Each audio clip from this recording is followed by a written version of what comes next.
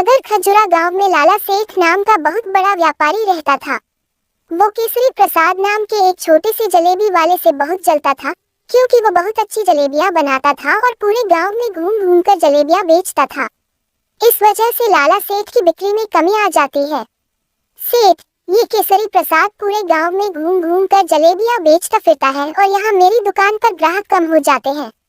इसे तो मजा चखाना ही पड़ेगा। सेठ प्रसाद सुनो, अगर तुमने यहाँ जलेबियों का धंधा बंद नहीं किया तो तुम सोच भी नहीं पाओगे कि मैं तुम्हारे साथ क्या कर सकता हूँ। केसरी प्रसाद, तुम अपना ये जलेबियों का धंधा छोड़कर कुछ और काम शुरू कर दो।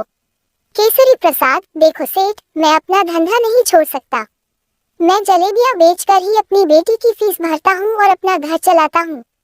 मैं अगर यही धंधा छोड़ दूंगा तो मैं क्या करूँगा फिर? अगर तुम्हें मेरे धंधे से कोई दिक्कत है तो तुम ही अपनी मिठाई का धंधा बंद करके कोई और काम शुरू कर लो। इस बात पर लाला सेठ और भी ज्यादा चिढ़ जाता है और वहाँ से चला जाता है। सेठ, इस केसरी प्रसाद को मजा चखाना ही पड़ेगा। कुछ दिनों बाद, झुमरी, पिताजी, हमारे स्कूल में कल एनुअल फंक्शन है और सबका खाना भी वहीं पर होगा। केसरी प्रसाद, अच्छा ठीक है मेरी राजकुमारी। झुमरी, हाँ तो आप कल 4 बजे स्कूल में आ जाना। लाला सेठ का बेटा गुड्डू भी झुमरी के ही स्कूल में पढ़ता था, तो वहाँ पर लाला सेठ भी पहुँच जाता है। उसके आदमियों से कहलवा कर वो झुमरी के खाने में कुछ मिला देता है, जिस वजह से झुमरी बीमार हो जाती है। रात को, झुमरी, पिताजी, मेरे पेट में बहुत जोर का दर्द हो रहा है, और फिर वो उल्टी कर देती है। केसरी प्रसाद, अरे बेटा क्या हुआ? चल तुझे अभी डॉक्टर साहब के पास लेकर चलता हूँ। फिर केसरी प्रसाद झुमरी को अस्पताल लेकर जाता है। केसरी प्रसाद, डॉक्टर साहब, इससे पेट में बहुत दर्द हो रहा है और इसे उल्टी भी हो रही है। डॉक्टर, इसके खाने में कुछ ऐसा आ गया है जिस वजह से इसके पेट में दर्द हो रहा है। डॉक्टर कुछ दवाई देता है, फिर भी झुमरी 4 दिन तक ठीक नहीं होती और बिस्तर से उठ नहीं पाती। केसरी प्रसाद, ना जाने मेरी बेटी को क्या हुआ है, 4 दिन से बिस्तर से उठ नहीं पा रही है। तभी उसके पास से एक पागल धक्का मारकर निकलता है। केसरी प्रसाद, अरे भाई जरा देख कर चलो, पागल, ही ही ही ही ही ही। केसरी प्रसाद, तुम्हें खाना है तो खा लो। पागल, पर इसमें दवाई मिली है ना? केसरी प्रसाद, क्या? अरे नहीं नहीं भाई, इसमें कोई दवाई नहीं मिली है, खा लो। ये मैंने खुद अपने हाथों से बनाई है। पागल, अरे नहीं, वह जो है ना मोटा सेठ, उसने इसमें दवाई मिलाई थी। तभी वहाँ झुमरी आ जाती है। पागल, या इसी ने तो मिलाई थी ना उस दिन। केसरी प्रसाद, क्या? किसने मिलाई थी दवाई? पागल, उस मोटे सेठ ने उस दिन मिठाई में कुछ मिला दिया था। लाला सेठ के घर पहुंचकर केसरी प्रसाद, लाला सेठ अपने घर से बाहर निकल। लाला सेठ, अरे क्या हुआ केसरी प्रसाद? कोई दूसरा धंधा करने के लिए पैसे मांगने आए हो क्या? चलो देर से ही सही, पर तुम्हें अक्ल तो आए। और फिर केसरी प्रसाद लाला सेठ को एक थप्पड़ मारता है। दोनों में कड़ी हाथापाई होती है। फिर हाथापाई में लाला सेठ केसरी प्रसाद के पेट में छुरा घोंप देता है और केसरी प्रसाद की जान चली जाती है। गांव के सभी लोग ये होता हुआ देखते हैं, पर कोई भी लाला सेठ के खिलाफ गवाही नहीं देता। झुमरी अनाथ हो जाती है। झुमरी, उठो बाबा, मुझे कंधे पर बैठाओ ना। बाबा उठो, अब मैं क्या करूँगी आपके बिना? वो बहुत रोती है, पर उसके पास कोई नहीं होता। वह बैठी हुई उसके बाबा की कही हुई बातों के बारे में सोच रही थी कि कैसे उसके बाबा उसे प्यार से अपने कंधे पर बैठाकर मेला घुमाने ले जाते थे और जलेबियां खिलाते थे। ये सब बैठकर वो सोचती रहती है। फिर झुमरी बड़ी हो जाती है। एक दिन झुमरी कुएं से पानी भरने जा रही होती है, तभी लाला सेठ की नजर उस पर पड़ती है। वह उसे गलत नजरों से देखता है और झुमरी के पास उसे हाथ लगाने के लिए बढ़ता है। तभी झुमरी उसके सिर पर पानी का घड़ा फोड़ देती है। वहाँ खड़ी सभी औरतें ये देखकर हंसने लगती हैं। औरत, अरे वाह री झुमरी, अच्छा हुआ, इसे तो ऐसे ही मारना चाहिए। फिर सभी औरतें मिलकर लाला सेठ को मारने लगती हैं। पागल, हाँ, इसे तो ऐसे ही मार पड़नी चाहिए। अरे वाह, मोटे सेठ को मार पड़ी, बड़ा मजा आया। लाला सेठ, झुमरी तुझे तो मैं छोड़ूंगा नहीं। झुमरी, अरे जा, नहीं तो और मार पड़ेगी। लाला सेठ कुछ बड़बड़ाते हुए वहाँ से निकल जाता है। अगले दिन गांव में फिर से वही पुरानी जलेबियों की खुशबू आने लगती है। लड़का, वही पुरानी प्रसाद काका की जलेबियों की खुशबू। फिर वो बाहर निकलकर देखता है तो झुमरी जलेबियों के ठेले पर जलेबियां लेकर बेचने निकलती है। देखते ही देखते झुमरी की बहुत सारी जलेबियां बिक जाती है। बूढ़ा, अरे वाह बेटा, तुम्हारी जलेबियां तो प्रसाद की जलेबियों से भी बहुत स्वादिष्ट हैं। पागल, अरे वाह, जलेबी, मैं तो आज जलेबी खाऊंगा। जलेबी ही, वह जलेबी खाने लगता है। खाते खाते उसे लाला सेठ दिख जाता है, तो वो लाला सेठ के ऊपर जलेबी फेंक देता है। बिल्कुल इस तरह फेंकता है जैसे किसी कुत्ते को रोटी डाल रहा हो और कुत्तों की तरह हाथ करके कहता है, तुझे भी जलेबी खानी है। लाला सेठ गुस्से से वहां से निकल जाता है। झुमरी के ठेले पर बहुत भीड़ आने लगती है और ये सब मिठाई वाले लाला सेठ को रास नहीं आता। वो कुछ गुंडे झुमरी को उठाने के लिए भेज देता है। लाला सेठ, आज तो वो झुमरी मुझसे नहीं बचेगी।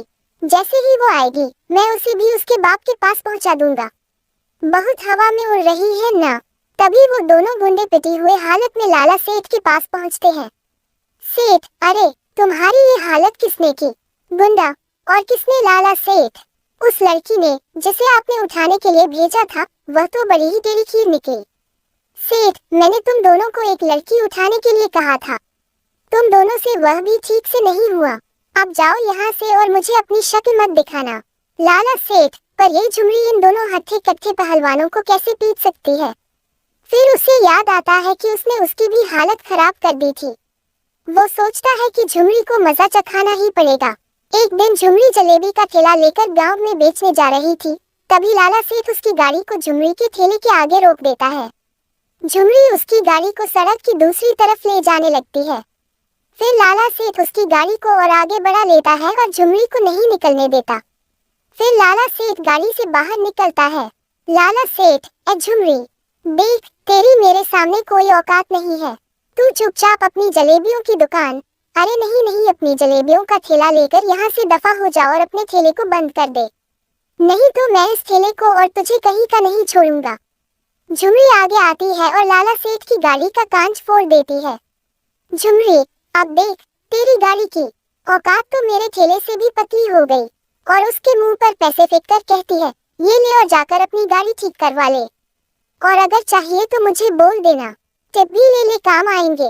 पागल, मोटे सेठ की गाड़ी टूट गई, मोटे सेठ की गाड़ी टूट गई। लाला सेठ आग बबूला होकर वहां से निकल जाता है। रात को एक नकाबपोश झुमरी के ठेले और उसके घर को आग लगाने के लिए पेट्रोल छिड़कने लगता है। लाला सेठ, आज तो झुमरी नहीं बच पाएगी। और माचिस जलाकर घर पर फेंकने वाला होता है। तभी पीछे से वो पागल उसका हाथ पकड़ लेता है। नकाबपोश उस पागल को धक्का देकर नीचे गिरा देता है।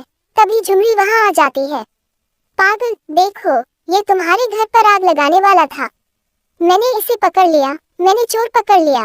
फिर झुमरी उसे थप्पड़ लगाती है और उसका नकाब निकालती है, तो वो कोई और नहीं लाला सेठ होता है।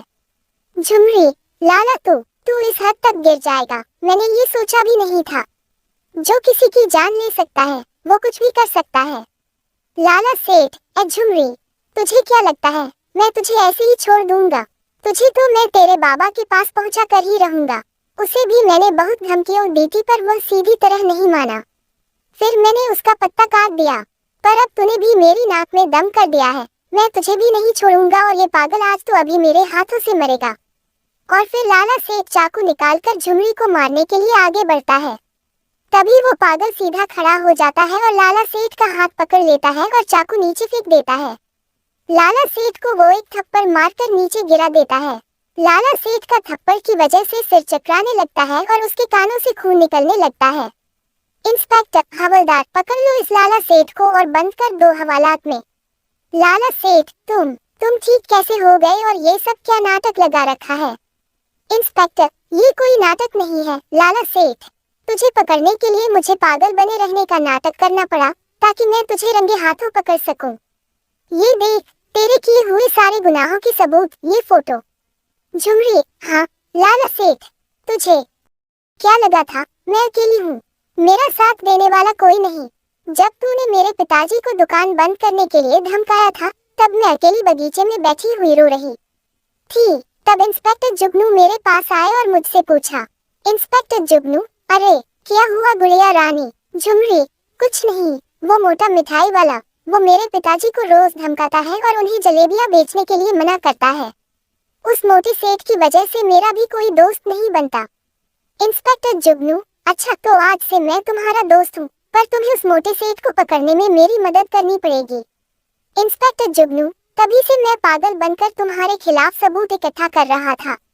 फिर कुछ दिनों के लिए काम की वजह से मुझे बाहर जाना पड़ा, पर जब मैं गांव में आया तब मुझे पता चला कि झुमरी के पिताजी की किसी ने हत्या कर दी, पर तुम्हारे खिलाफ किसी ने भी गवाही नहीं दी। तब से मैं झुमरी की मदद करती हूँ और तेरे उन भाड़ों के गुंडों से भी मैंने ही इसे बचाया था। और फिर इंस्पेक्टर जुगनू लाला सेठ को जेल में बंद कर देती है।